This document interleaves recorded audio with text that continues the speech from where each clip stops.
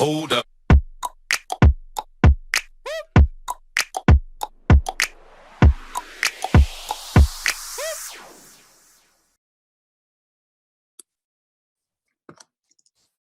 Testing, testing. Let's see who's here. Yay, people are starting to join. Awesome. Hello, hello, everyone. This is going to be so fun. I'm excited. It's the end of the day for me. End of the day, I think, for everyone who's here so far. Maybe now that's starting to change. Okay. How is everyone doing? Good? Thumbs up. Good, good. Can you hear me okay? See me okay? Perfect. Yes. Awesome. We've got Jocelyn here and Jodine. Is it Jodine or Joe? How do you pronounce your name? You're muted. I'll unmute you. Here you go. It's Jodine. Jodine? Okay. Just making sure it wasn't like Jodine or, well, I guess I'm overthinking it because I mispronounce everything. So it's a miracle when I don't, but we're going to have some fun today, guys. I'm so excited. So as many of you know, we'll give everyone just like 1 minute to hop on here. I'm trying to decide if I want to grab a coffee before we get started. I actually haven't had any coffee today. Should I grab a coffee real fast? Yeah, I think it's a good time for a coffee. Everyone grab a coffee and a water and grab a notepad and pens, or you can take notes on your computer. I've got my apple juice, my water, my bar, and that's all I've had today because I kept forgetting to eat. But I'll go get some coffee and that'll fix it all. So I'll be right back.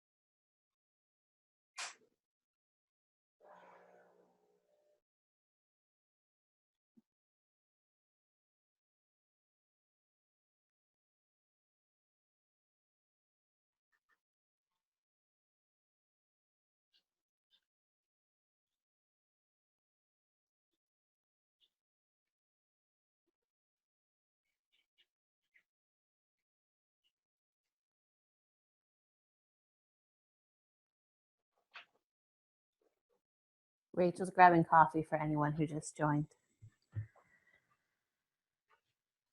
This is very timely for me because I just had a client reach out to me who is part of MLM, and she's interested in selling CBD oil, which is not marijuana, but has marijuana-ish properties. So I'm very excited.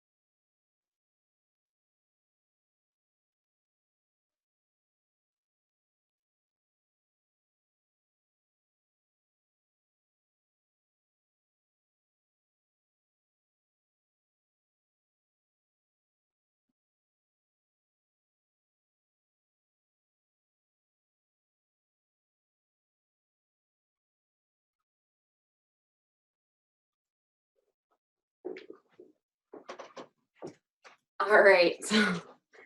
My espresso machine is starting to get kind of loud. I'm getting nervous about it because I don't know what I would do without it. So we'll have to keep an eye on it just to make sure that we have go-go juice to go to do everything that we got to do But okay, everyone good? I'm so excited that we all get to connect here. I have had so much fun diving into the world of multi-level marketing and network marketing. For a brief moment, I considered starting it myself, even though I've never really been into multi-level marketing. But I was like, oh, wow. Some of my clients were making like $50,000 a month in income. And I was like, that's phenomenal. Like, that's really cool. And obviously it's easy when you see something that's working to say that sounds like a really great opportunity. That's what I want to do. But as everyone knows, like the grind in the beginning of a business is not that glamorous. And for most of us, it takes 2, 5, 7, 10 years to really get the grind or the groove of whatever business we're working on. Some of us do it faster than others. Some of us work with mentors or with education to shorten that learning process. But I realized, okay, you know what? No, I think I've got some good things going on with the agency and SMU, and I'm just going to focus right now. But I can help other people at least. So I have some awesome clients in network marketing, and they are 7-figure income earners, both of them, which is crazy to me. That's not 7 figures in revenue. That's 7 figures in income. That blows my mind. So they like get a check every month for 50, 80, 100 something $1,000. That's nuts. But I'm not going to get distracted. I'm just going to help other people do it. So I'm really excited. I know there are a couple people who here has in the past or currently is a part of a network marketing company. Lots of people. I'm sure there'll be some people in the chat. Yep. I see the yeses. So cool. And you know what's actually really, really funny? One of the markets that SMU does the best in is in people who are in network marketing. That's one of my most popular like targeting categories because there's still that same desire. There's the entrepreneur avenue. There's that feeling of wanting to start something yourself, wanting to leave your 9 to 5, work from home. And both network marketing and social media are just vehicles to make that happen. So I was really surprised to learn how many people were in them just because I grew up in circles where there were a lot of network marketers, and then now we don't have any friends in our network marketing or in our circle who are in network marketing. So it's been kind of fun to like learn what does and doesn't work. But one of the things that's really interesting, so we'll start with just a little bit of training and then we'll dive into strategies for a couple people. I know Jocelyn was like, yep, me. And Jodine was also like, yep, me. And I always feel bad when people are messaging me and I'm like, I can't get to all my messages. Let me tell you, when I wake up in the morning, I'm like, oh my gosh, I am failing my inbox today. But I try to at least like acknowledge each one. It's so hard. So when it comes to network marketing, who here has ever seen network marketing done really wrong? A lot of people. And who here has seen network marketing where you think it's going right, but you're not getting the traction that you would hope? I think that's pretty common. We've all seen bad network marketing. And so for the longest time, I was anti network marketing. I was just like, oh, I don't like that. I don't like that model. But what I didn't realize is it's the same as any other industry. There are social media gurus that are gross, the people we don't like, the way that they talk to people, they're tearing others down in every single post. It's like same exact thing. So I had a learning process of figuring out like how to wrap my brain around the idea of network marketing being an amazing business. But there was a really cool advantage I had coming in and not knowing network marketing. And that is this. I understand some key fundamentals about business and marketing and social media and funnels and Facebook ads and all of the different strategies that you can put together. So when my clients in network marketing came to me, I've actually had quite a few clients now in network marketing. We can talk about that real quickly. Shelly says, can we talk MLM versus pyramid scheme? Honestly, here's what I'll say. You have to look at the model of your business to make sure it's ethical. And the craziest thing that I realized was affiliates aren't that different from multi-level marketing.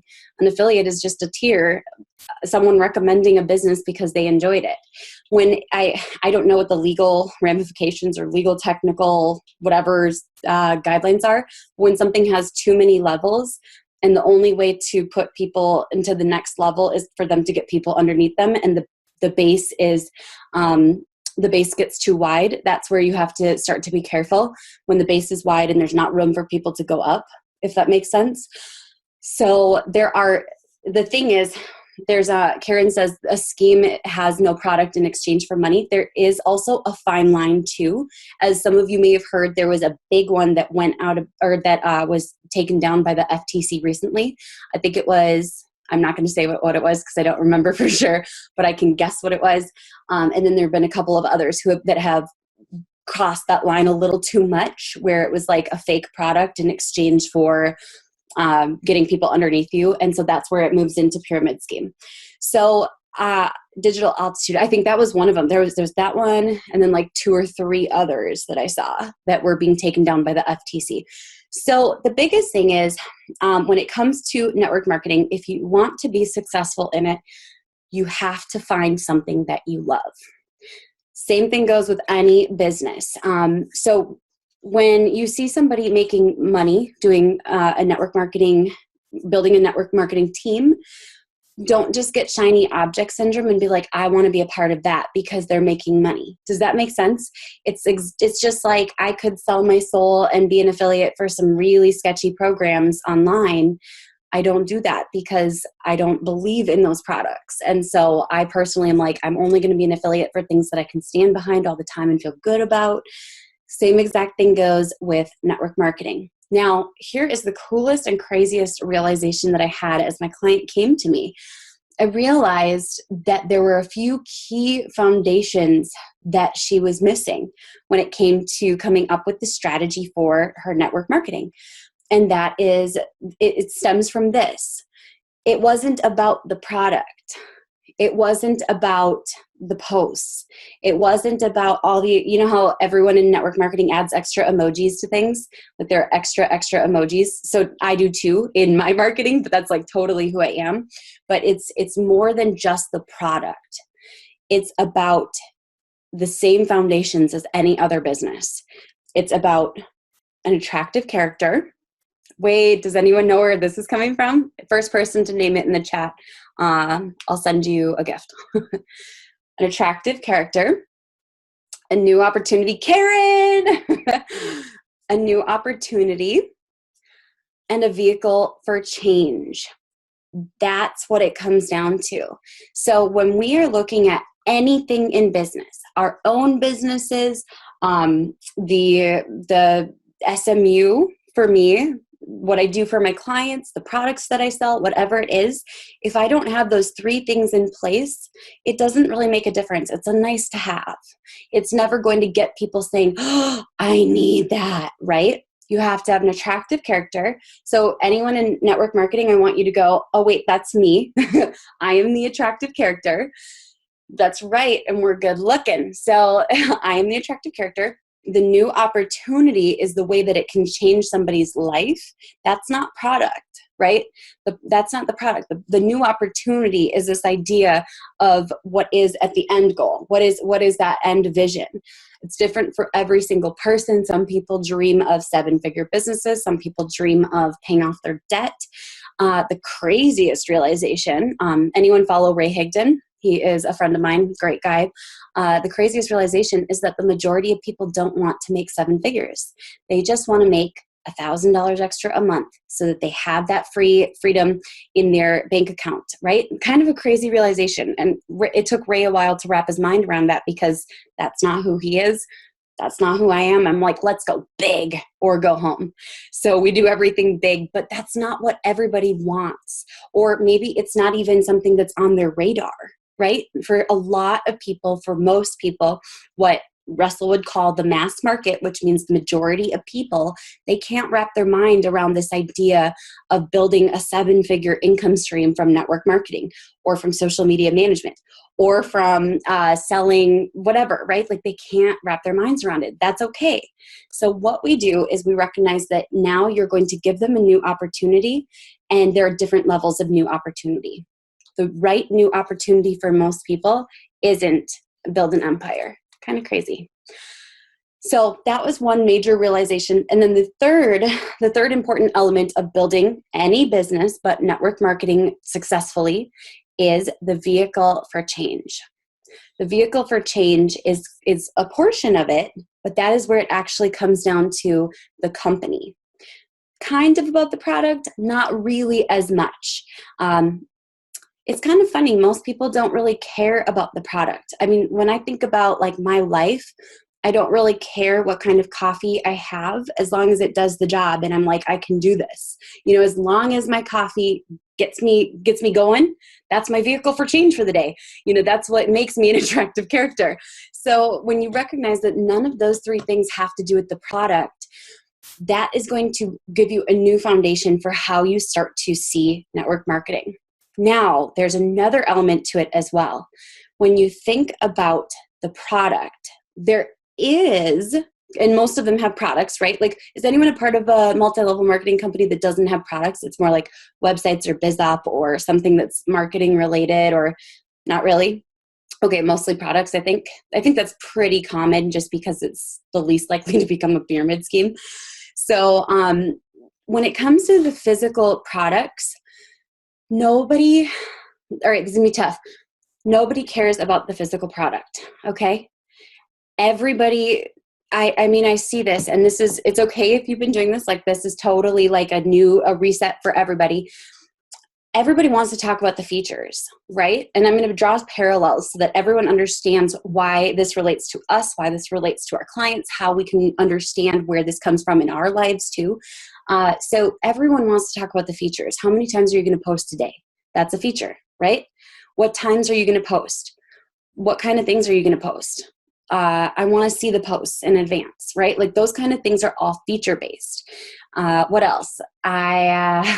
I'm going to use 30 hashtags. I'm going to use 30 hashtags that are targeted. That's a feature.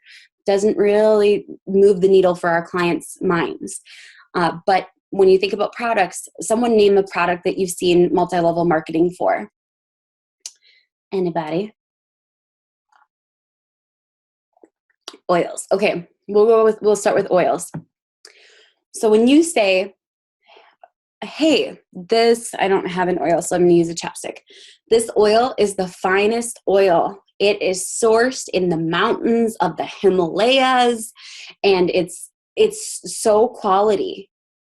You have to try this. This is amazing. Like it doesn't leave your skin stained. So it's clear. It's good.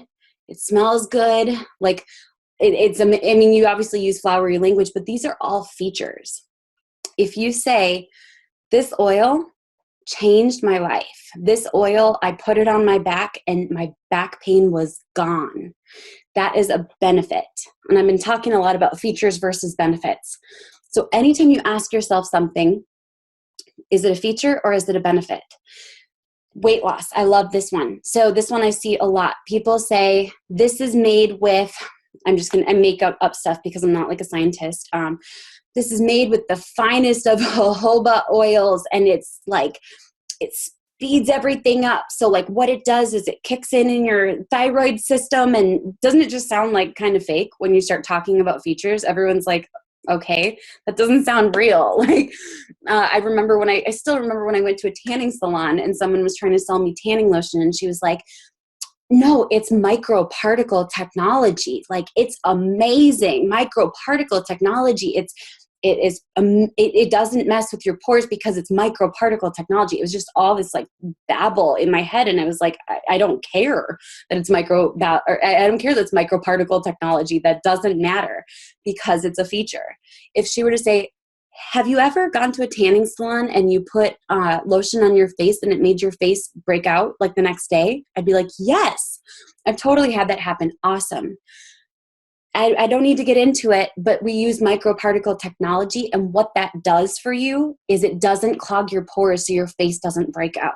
There's the benefit. That's how we need to start seeing products. So I relate back to hair as well because I was a big time hairstylist.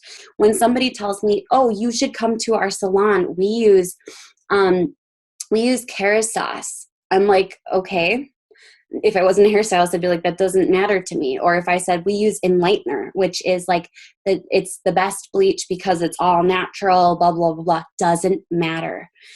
What people want to know is, will this get my hair light and will it protect my hair? Yes, it lightens your hair while protecting it and keeping it conditioned.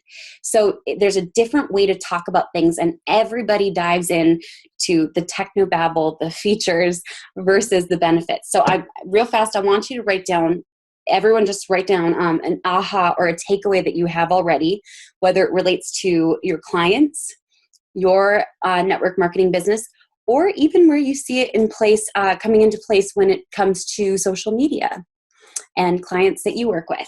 So everyone feel free to just write down a quick aha, because you probably have them, and if you don't write them down, they don't stick.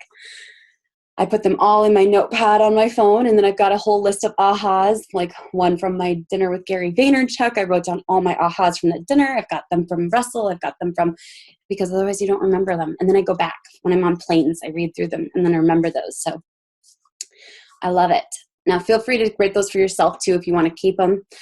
Okay, so that's one portion of it, is that we have to focus on the benefits, not the features. But the vehicle for change for most people, there's the lowest level of I'm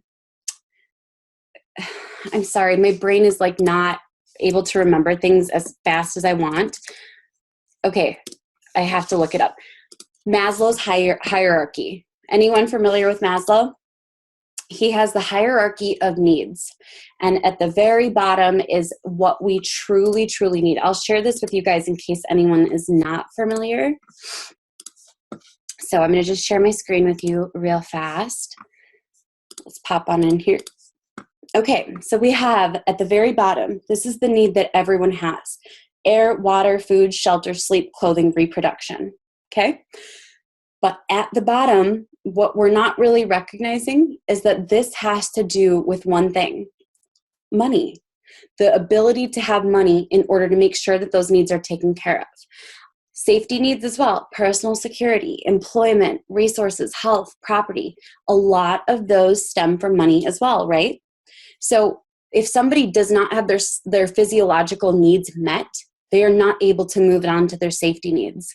So if you've ever met someone who is maybe in foster care or coming from, a rougher part of town, they're so focused on food, water, shelter that they'll steal to make sure it happens.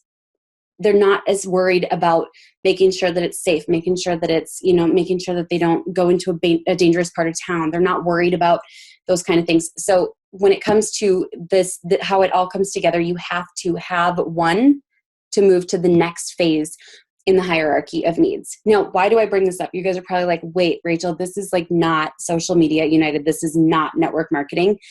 The reason being, the lower on the pyramid, no, this is not pyramid scheme. Don't worry. This is hierarchy of needs. The lower you can reach out to somebody at, the easier it is to find people who are in need of that new opportunity. And this is not a manipulation thing. It's also about being able to serve a lot of people. When you want to help someone with self-actualization, have you ever met someone where you were like, wow, that person is incredibly self-aware? And usually it's like Tony Robbins or some crazy expert that's a guru. Most people are not in a place in life where they can get to self-actualization yet because their other basic needs have not been met. Maybe they're struggling with love and belonging. And if you don't feel like you have that in place, it's very difficult to get all the way up to self-actualization. So that's actually a luxury and a privilege. Kind of crazy. So if you really, and go ahead and feel free to write this down or look it up later. If you really think about it, the lower you can appeal to somebody on the hierarchy of needs, the more likely someone is to say, that's a new opportunity that I need. So as you and your clients begin to build out a team, as you begin to market, you have to decide which strategy do we want. Do we want deep, or do we want wide, or do we want deep and wide, which is, hey, look, that's Maslow's hierarchy of needs. You might have a couple of awesome rock stars on your first line, maybe a couple, who are on your second or third line. And if anyone's like, I don't know what you're talking about, this is just network marketing speak, which I just learned over the last few months. The reality is that it's probably good to go deep and wide. You're not going to find many people where if you were to say, oh my gosh, if you want to truly respect yourself, and if you want to have, to become the best that you can be, you should come with me and do this. Like, this is what it did for me. That's not going to relate to most people. Now, who is that going to relate to? That's going to relate to people who are rock stars, the people who naturally can become their own attractive character and build out their own team. But the reality is we also want to go wide. We don't just want to go deep. We want to go deep and wide and build a solid company with a solid team with a lot of diverse people, lots of different needs, lots of different work ethics, each person is like their own magnet, so they'll attract different people onto their team. But you also want to bring in the people where you're like, this secured revenue for me. This helped me to generate an extra stream of income so that I wasn't worried about groceries. So I wasn't worried about gas. Obviously, you don't say these things if they're not true. I'm putting this together on the basis that these things are true and that you guys won't use them if that's not what really happened. This is also why a lot of marketers use the 0 to hero story, because they're reaching out to people who are just looking to have their basic physiological and safety needs met. So when they say, I was on welfare, it gives hope, and suddenly it bridges the gap between the bottom of the pyramid and the top. It's a very easy story. 0 to hero means you cover everything in between. It's not necessarily bad as long as it's true. And sometimes the further you dig, the more you find out it's not true. Not saying anything, just saying something, but that's okay. So the biggest thing is, though, you have to decide how you want to build your team. And so there almost can be like several different tracks. Now, as I was working with my clients, there were things that like I hadn't truly dug into this yet and realized why this was so important and why this was fundamental in building out the different marketing tracks. I didn't realize there really needed to be 2 or 3 different marketing hooks. The marketing hook that reaches out to the person who just wants to make a little extra money needs to be clickbaity, fast, impulsive, right? Like it's a faster decision. That's where you see many chatbots doing well. We'll dive into that in just a moment.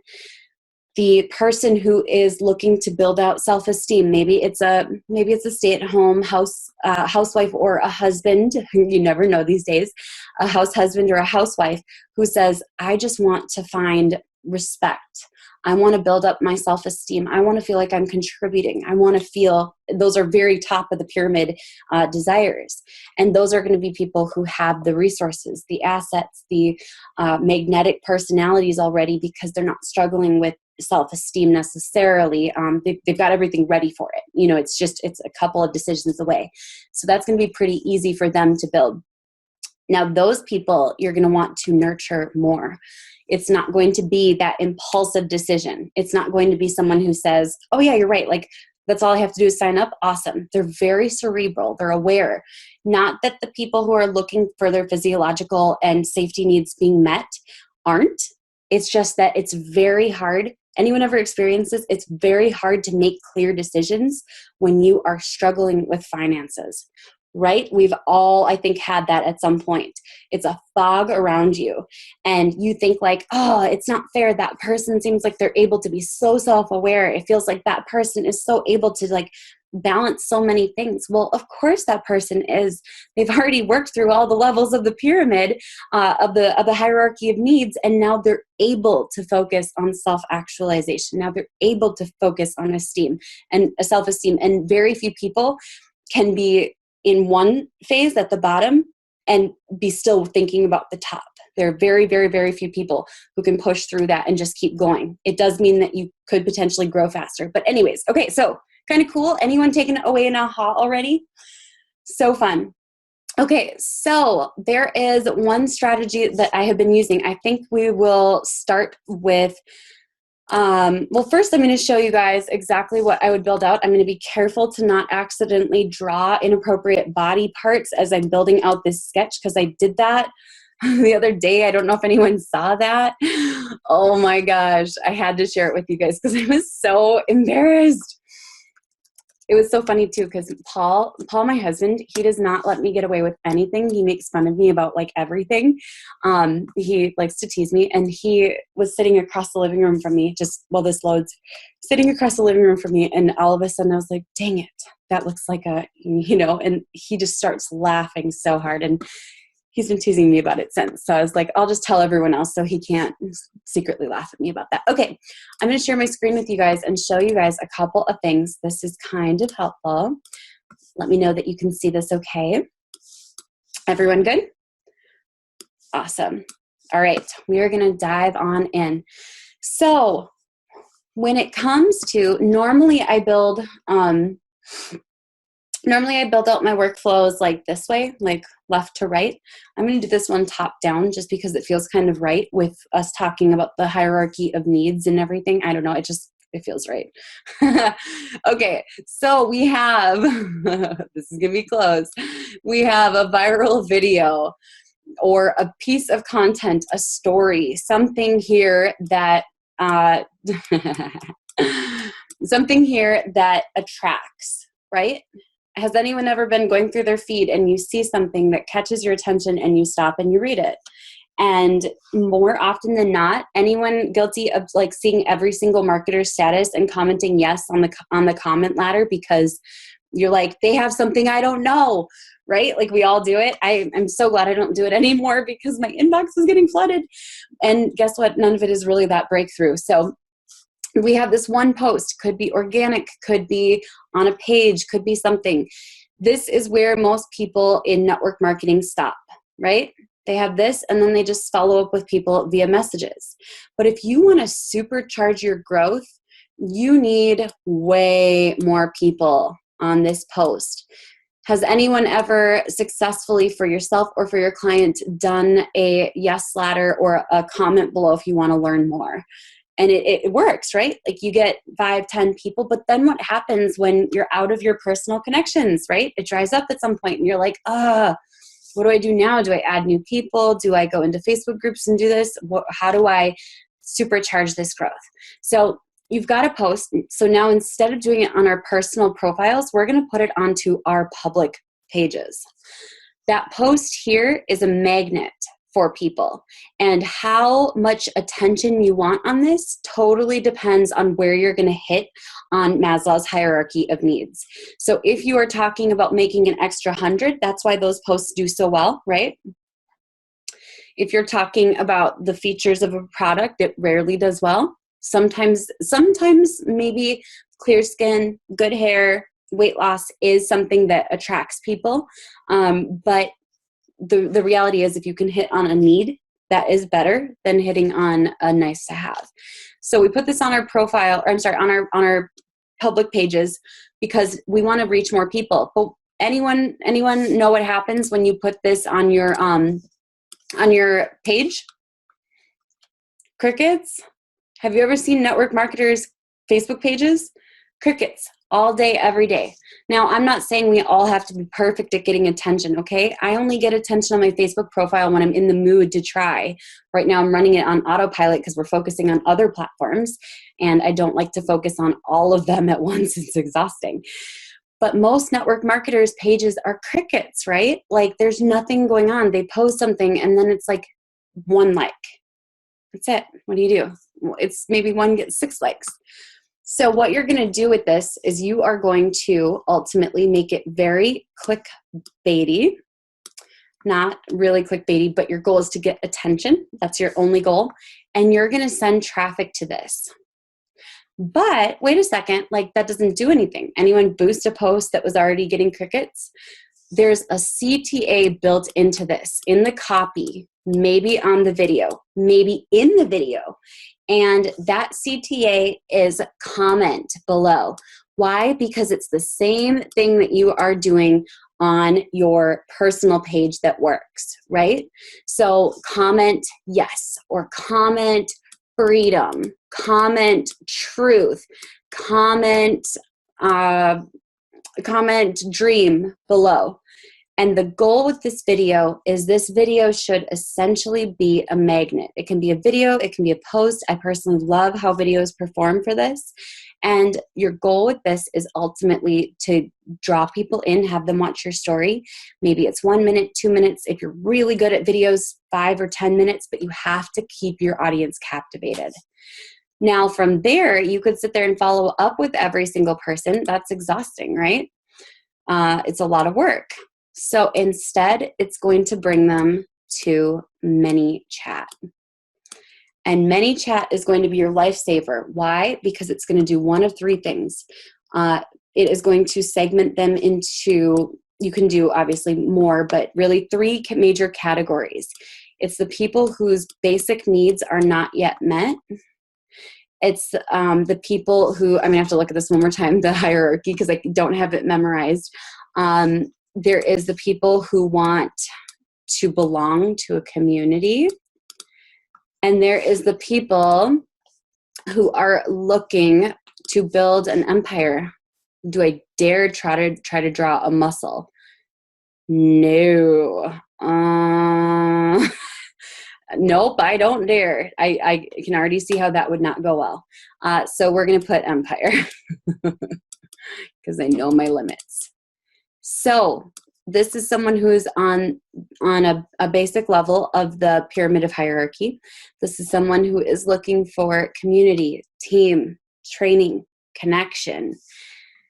And this is someone who is a rock star in the making, and they already know it, right? So in this video, you have promised them that you are going to show them. So first you show them the new opportunity in this video, but you say, comment yes to learn how. Why? Because now you're saying, I will show you the vehicle for change. And guess who that is? The attractive character. So the CTA is the vehicle for change. The person in the video, that's you, or the post, depending on how you use it, that's the attractive character. And what you're talking about in the copy or in the video or both is the new opportunity. So now once they comment with the keyword, you set up ManyChat, and that's going to sort them into things. Okay, great, first name. What I want to know now is which is most important to you. Is it making a little bit of extra money? Or you could say making a couple $100 a month, a little bit of financial freedom.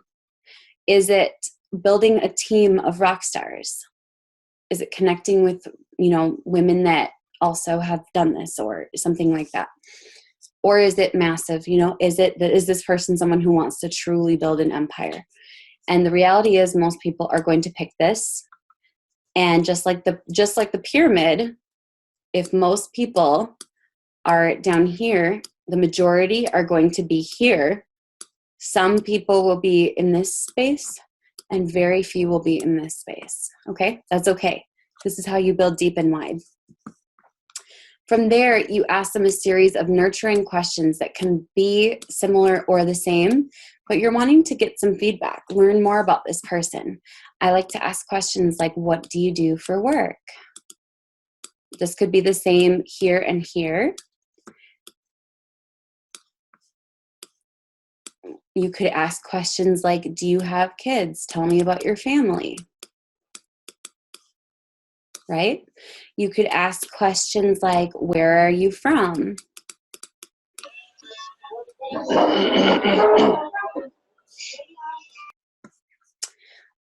So the goal with this now is to make it go from something that feels clickbaity to something that actually nurtures them and cares about their lives. And from there, all roads lead to the same thing. And the newer you are to network marketing, the less freeway money you have to be able to build. This is where you're going to come in and nurture. So you step in and actually nurture them. I wish I could tell you that everything can be 100% automated, but that's like people saying that SMU is passive income. It's not. You guys know this. I'm in there every day. I hang out. I try to answer as many questions as I can. There's emails, there's trainings, there's behind the scenes. A lot of people have this dream that network marketing can be 100% automated. The reality is you need to nurture people, because that's what it's about. It's about nurturing people. It's about relationship. You guys know that that's really important to me. And part of the reason I was able to put this strategy together is because I'm not in network marketing. So I'm not being taught the same things that everyone else is talking about. And the cool thing is, when you do it in this way, you're not necessarily breaking the rules of Facebook. Does this make sense? You're getting people off of Facebook. You're not going to necessarily make weight loss claims. You could say, like, this is what I did. Sometimes those work. Casey, she's like, this looks familiar. I know, isn't that interesting? But the biggest thing is, and Casey and I both know this, you cannot automate the nurturing part of the process. So if you have a client who says, I want to be 100% hands off, I don't want to do any of the work, I want this to be 100% automated, then you better have a lot of cash to be able to do this. Because the reality is, have you guys ever met somebody who is not already making 7 figures or high 6 figures who had a perfectly automated funnel for high ticket sales? Or have you noticed that it's people who are making high 6 figures and 7 figures that figure that process out that's completely automated, so they generate leads while they sleep and blah, blah, blah, blah. You have to have money for that, because there's trial and there's error and there are broken funnels and there's so much work that goes into it. So you have to be willing to pick it up.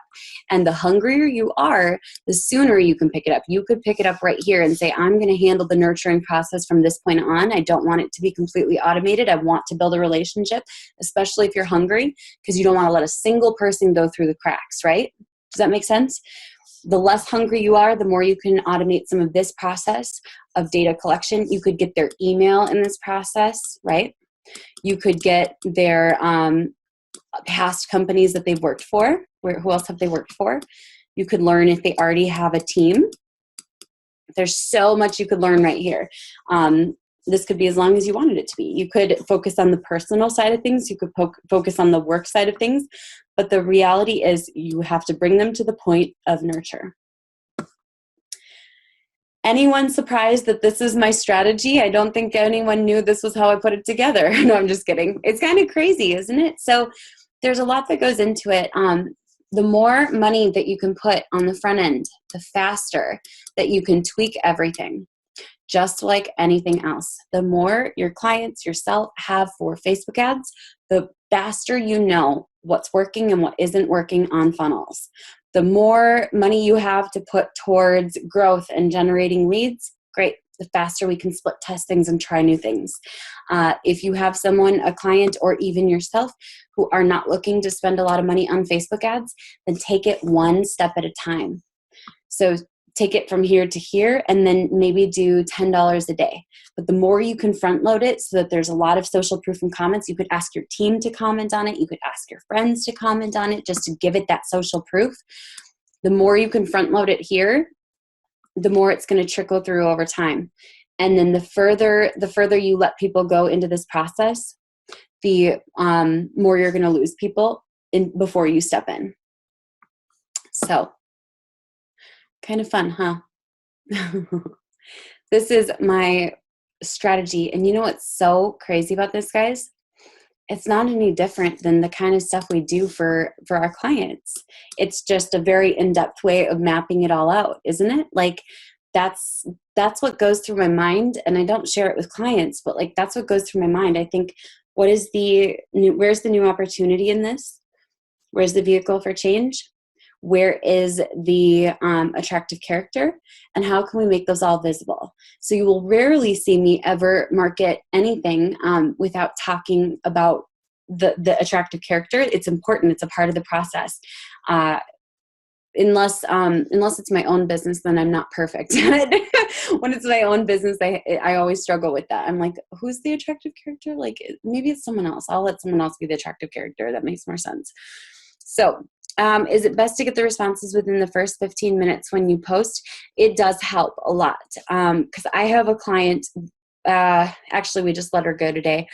I have a client who had this bot set up on her page that gave fake engagement from other countries within 5 minutes of posting, and it kind of like blocked all the other engagement from anything else.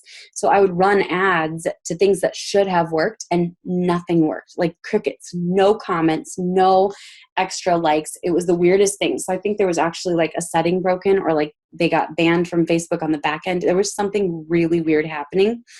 So if you can get responses in the first 15 minutes, it's very helpful. If you can't, just front load the traffic. So the pay per engagement Facebook ad campaigns, that's what I would do.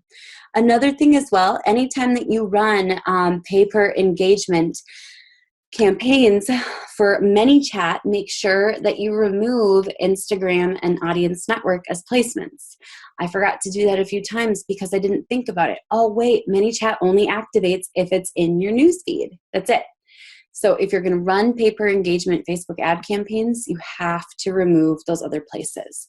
So, okay, let me see real fast, make sure I'm not missing anything. Jocelyn says, quick question, Rachel, on the very last part where you had nurture, is that more nurturing messages? That's where I recommend stepping in. That's where I feel like it makes sense. You can step in earlier if you're hungrier. So like every person who messages you, and you know how when you're first getting your team built out, you're hungry and you're like, I'll talk to anybody who wants to talk about this. Like, I'm so excited. Same thing with SMU. I used to spend so much time messaging everyone in the free group. Like if they messaged me, I would like sit there and go back and forth all day.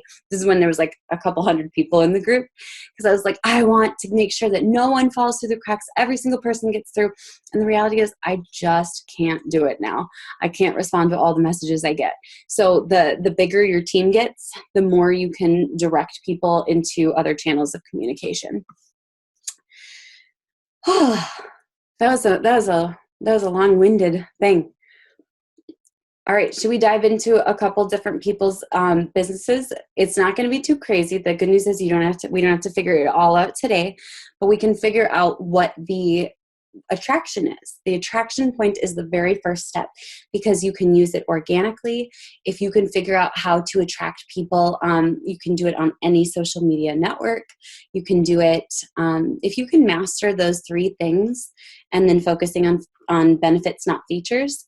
Guys, you can build any business. I'm being so serious.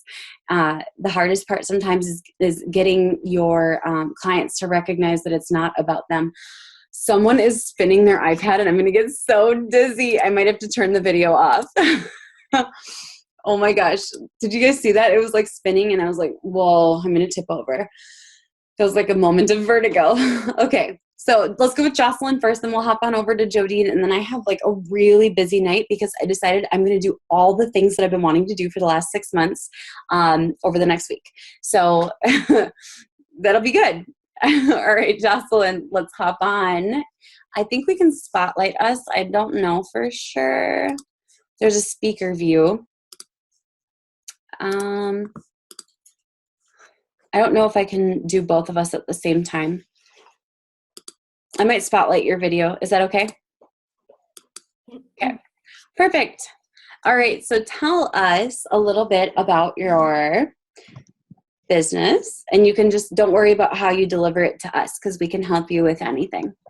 Okay, so what exactly we're doing, me just kind of pitching myself about the network marketing idea? Yeah, what business are you part of, and how have things been going so far? You don't have to worry about like phrasing it right, because when you learn something and you're like, I need some time to process that. I don't like being put on the spot when somebody teaches me something, so you don't have to like have the whole new opportunity figured out. So okay, cool. Well, I normally go live about it, and I just kind of like share. The way we're like doing it is we talk about, value. I don't really speak about my hair so often. We just kind of like give value. So that's the way we do it. But when we do talk about, it's a hair company, which it's botanical, it's non-toxic, and it really helps you kind of like restore your hair from anti-aging to, healthier. That's basically what it is. And so the reason why I started doing it is because my hair was falling apart, literally. Yes. I was getting flakes. I was getting really oily hair. And on top of that, I started losing a ton of hair. Oops, sorry about the noises there. Oh, you're fine. So that's how I started this journey with this non-toxic hair product. Because a friend of mine kind of like invited me to share, to try it. And so I did, and I fell in love with it. So now I get to experience the transformation, and literally that's all I do on my personal Facebook, where I just kind of share my transformation and how it's helped me. Instead of me just talking about the product, I just literally just talk about what it really helped me with. Yep. So yeah, that's what I do. I love it. So there's almost like two different sides. Now, this isn't the case for every single network marketing company. Have you noticed that some are just based on, like, the new opportunity is that it helped your hair, right? Like, that's the new opportunity. And what is the vehicle for change? Oh, it's this awesome non-toxic line called Monet. Yes, I knew that. Yes, yeah. So that's one side. But then there's almost a second side. So everyone who's listening to this, like, think about this too, how you have to decide, do I want customers or do I want to sell people on what the other side of it is? You know how it's like, do you want customers and people buying, or do you want people who build their teams? You want both, right? In reality, some people say, oh, I don't want customers. Okay, I've met one of my clients. She makes $4 million a year in network marketing, and she has like 25,000 customers and 4,000 reps. So you want both, like both are good.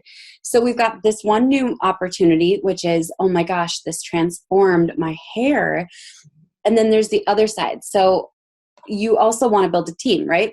And you want a team who wants to build a team. Yeah. So it's like, it's okay to acknowledge. Does that make sense? There's no shame in that here. You know how sometimes you're like, but it's not about the team, it's about my hair. But it's like, but it is about both. Because for you, it started being about your hair. And then what happened? It transformed your life, right? Like now you're like, okay, I want to help more people. I want to build revenue with this. I want to, those aren't bad things, just so you guys know. Like that's good. That's business. So you've almost got two different things that you have going on, and you have to decide which one am I going to focus on. Now, I'll be honest, when it comes to customers, like your friends and family probably make better customers than teams, if that makes sense. Like it's great when your friends and family are a part of your team, but when they burn out, then you're like, oh my gosh, now I have to try to get them excited about this, and it's exhausting. So strangers actually make better team builders. Friends and family are like, oh, hey, I need some oil, I need some shampoo, I need some whatever. I know, like, I have friends in, I think, like doTERRA and Young Living, and if I need oils, I'm like, I do not want to go to a stranger because they're going to try to get me to sign up under them. I just want oils. Can I just get oils, please? So I'm going to go to a friend that I know isn't pushing it and just happens to be a distributor. So would you say there's both sides of it? Yeah, definitely. Yeah, totally. Yeah. I wasn't sure if you were speaking to me or everybody. And everybody, but isn't that kind of a crazy realization? There's two things. Mm-hmm. So when it comes to your cold network, it's actually going to be easier to build a team than it is to sell products. I rarely buy products from people I don't know. What has been the biggest like pain point you've had with growing? Is it some of those things I mentioned early on where it's like you share about it on your profile and now what? Do you just keep sharing about it, or is that a part of it? Yeah. So, you know how you spoke about, the vision basically, or the transformation, and then, building a team. So what I kind of started doing is if I want to focus on customers only, then I just share about my transformation. But if I want to speak about building a business, then I kind of speak about, okay, well, like Sunday, I posted something about what happened to me with my social media business. And then I kind of added about how I received money from Monet, and it was enough money to pay for gas. So I didn't know that I had money. And so in that post, I added that I had received money for from this little side hustle. That's what I call it, my side hustle. Yep. And it's a great way to start growing a new business. So that's, I focus on that if I want to start attracting like partners, is what we call them, Yep. business partners. Yep. So it worked. Sometimes it works, sometimes it doesn't, but I guess it depends on the time that you're posting. But yeah, that's how I started doing it. And it kind of works. I mean, it makes sense to me. Like if somebody was doing it to me, I would be like, oh, that's interesting. Yeah, totally. And one of the things that's really helpful about doing it with your cold network versus doing it with a warm network is that the people in your warm network already know that it's something that you offer. So I don't know if you guys have ever, I actually don't think I've opened up a lot about this, but I intentionally don't market to friends and family about being my clients or about being SMU students. Like you'll rarely see me talking about SMU on my profile, only for one reason. I want them to come to me. And I want them to be like, what does she do again? Like, I don't really understand it. Like, what is this thing going on? And then when they see my ads, it makes sense. But in your cold markets, you still have the element of intrigue. And mystery is huge. So there's some network marketing companies that are like, don't ever use the name. Like, don't talk about the product. Just get people to comment and share. Sounds crazy, guys, but it really does work. It actually makes a huge difference. So when you're talking in your in this attraction piece, that front end acquisition funnel through your Facebook page, through your messenger, don't talk about what it is. Does that make sense? Like that's the biggest thing. Yeah, we're actually in our group, we're not allowed to say the name of the company just because, immediately anybody can Google it and already know everything. Exactly. Same thing as honestly as a lot of businesses. Like that's why everybody does yes ladders in marketing. Like the reason why, because if you were to say, want to learn about this one trick that I use to increase my conversions by 20%, here's a hint, follow up. Like nobody's going to be like, that's awesome, I want to learn more. Do you know what I mean? People want to learn more as long as there's that element of intrigue. And the fact that you can do that, that's going to be huge. So I would definitely test it out on your feed and do it. I'd probably do it for the business over the products. Super fun. I'm excited to see how it goes. I Hey, agree. Rachel. Thanks, Rachel. Yes. It's Shelly here. If we are doing a video, mystery style video, and we're working with products like CBD oil, Yes. does that avoid putting us in Facebook jail too? Yes. So, and I know someone else is a part of this too. I think Jessica too does CBD oil. So with things that are, so you know how there's things that are like the gray area on Facebook? Like you have to be careful with weight loss. You have to be careful with income claims. You have to be careful with all of those things if you're going to run paid traffic to it. There are things that are completely banned, and they are so tough on CBD oil just because everything around it has to do with drugs. You know what I mean? It's not drugs, right? Like, so keep in mind, I know that, but Facebook shuts it down.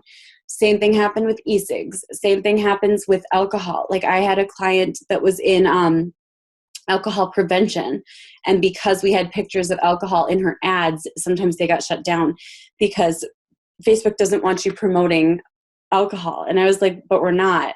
And they were like, yeah, but you're talking about alcohol to an audience, so you're promoting it. So kind of crazy. With CBD, there's has to be a bridge.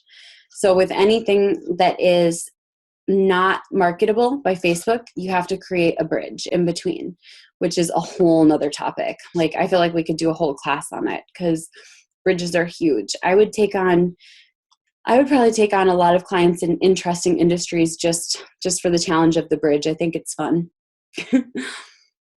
So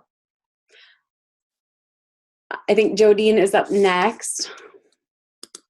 I'm going to go ahead and grab you. We're going to go a couple minutes late, but it'll be fun. Okay, go ahead. If you want to mute Sky, she is my client that I'm working with. Ooh. There we go. Hi, Sky. Oh, we can't hear you. You are unmuted, but we can't hear you. We shall see. Yep, you're ready. There might be. Yeah, perfect. Awesome. Cool. So we are doing Yoli, which is a weight loss.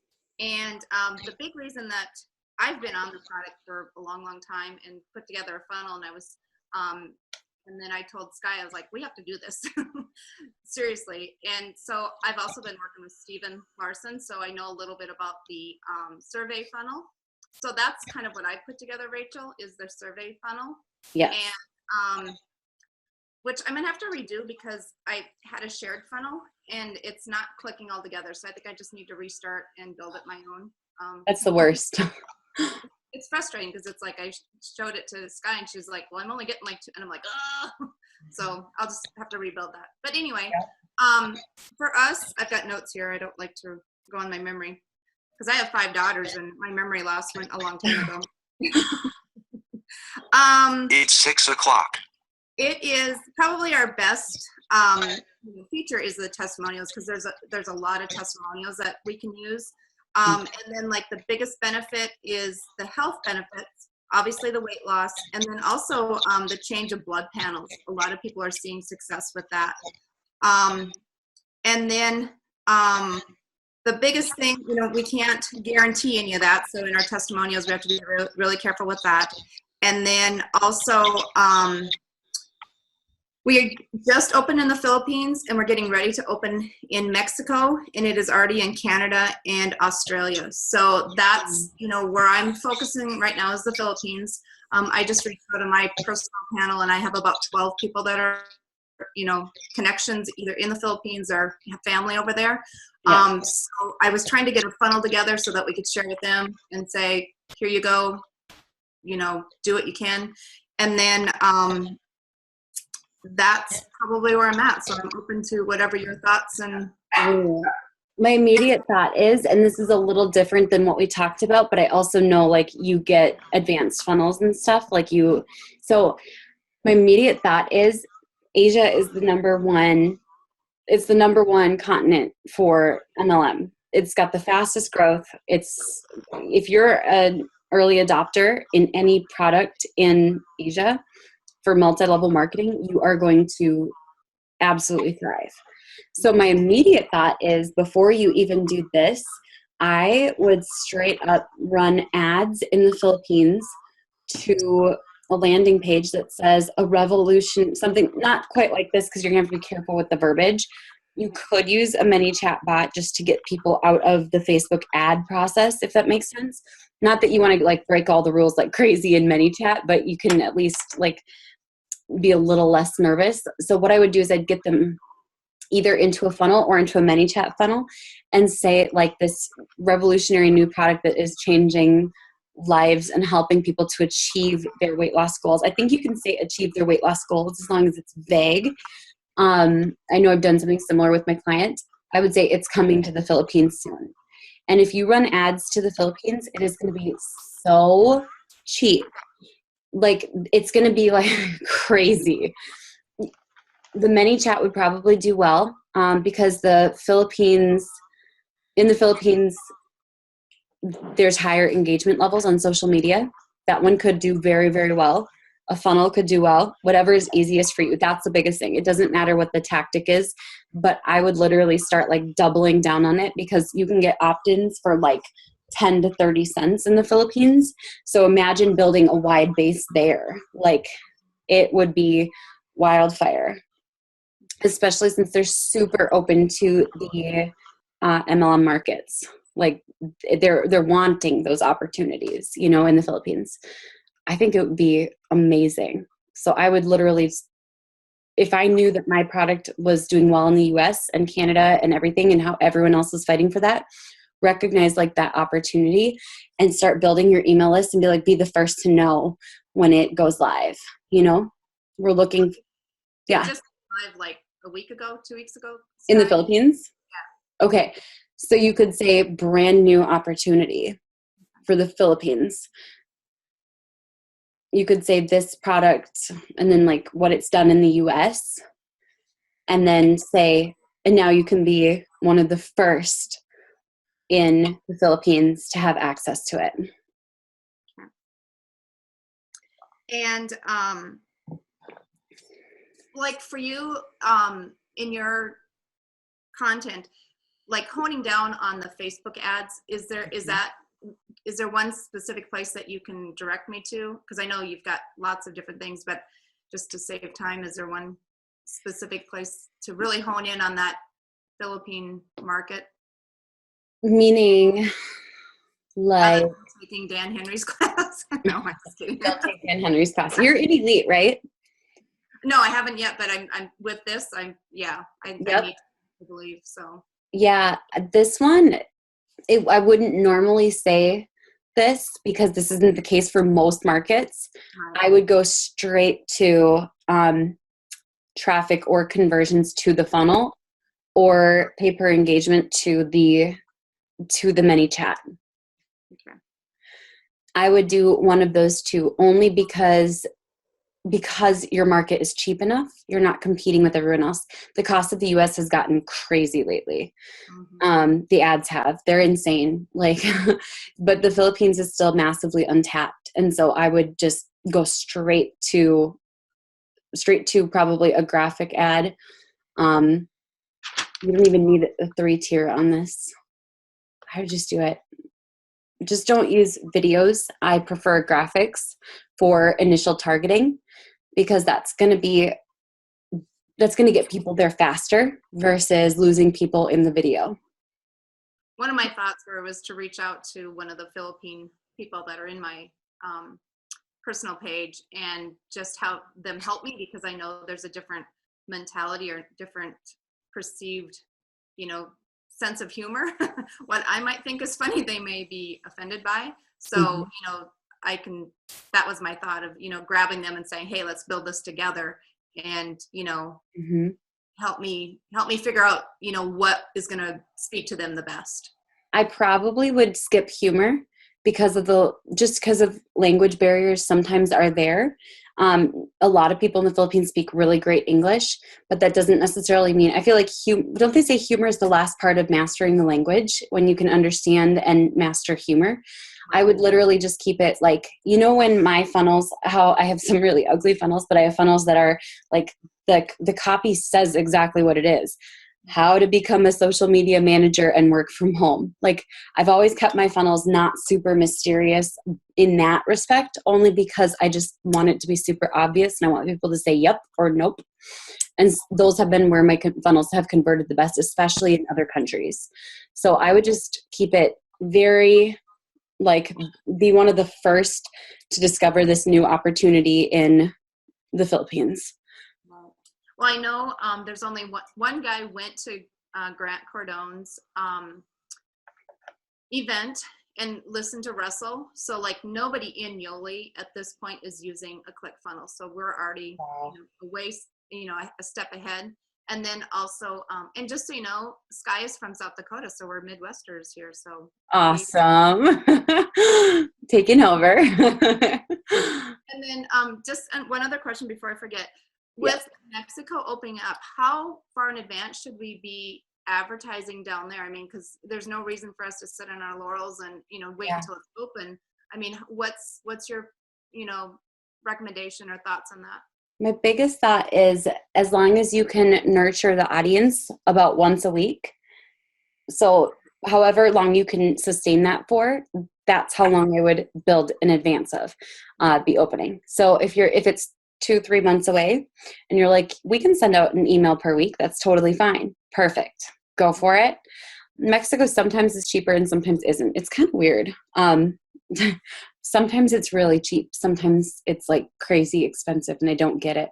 But I think part of it is because you have to make sure you're only getting people who speak English or have everything translated into Spanish. Okay. Yep, that's what I would do.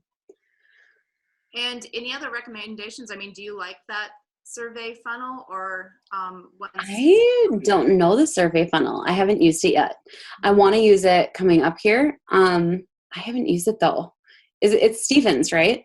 It's Stevens, and if you get a chance to talk with him, I mean, he's got one, and I don't know if that shared I've got. I think this was the one that Russell shared, so it's a spin-off of what Stephen has done. I'm in the 2 Comma Club coaching, so Yeah. I get a lot of tidbits from him, and I can ask him questions.